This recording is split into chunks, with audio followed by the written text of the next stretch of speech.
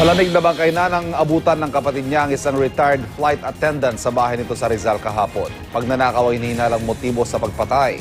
Darito ang report ni Isay Reyes, exclusive. Wala ng buhay nang matagpo ang nakahandusay sa kanyang kwarto ang 53 taong gulang na si Rosalie Garcia sa barangay May-Iba sa Teresa, Rizal.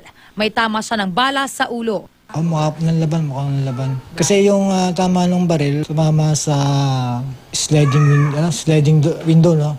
Siguro pagsalag ng babae, baka doon tamama yung baril. Kwento ng kapatid ng biktima, dumating siya sa bahay ng kapatid mag-aalas 2 ng hapon dahil may usapan silang manananghalian. Nagtaka raw siya dahil walang nagbubukas ng gate at napansin niyang bukas ang bintana. Usually, pag dumarating kami, isang doorbell pa lang ako, bukas na siya ng pinto. Tapos nakita ko yung grills sa harapan, bukas. Yung sliding doors at saka yung screen bukas din. Nakahandusay siya, ng kwarto niya sa corner. Halos 7 taon na raw mag-isang nakatira sa kanyang bahay ang biktima. Dati siyang flight attendant sa isang international airline bago ito nag-retire. Wala naman daw siyang naikwento na kaaway o problema. Gulat as in, sobrang gulat. Shock.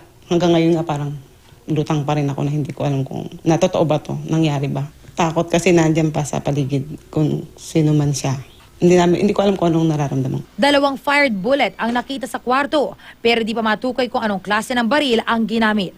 Sa inisyal na investigasyon ng pulisya, wala raw makapagsabi kung may nakakita sa insidente, pero may narinig daw ang ilang kapitbahay. Posible pong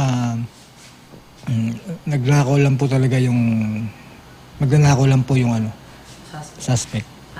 Tapos, tsaka lang po siya nalaban, kaya po pumutok, nabulabog yung suspect parang sa ingay. Hindi pa matanggap ng mga kaanak ang sinapit ni Rosalie.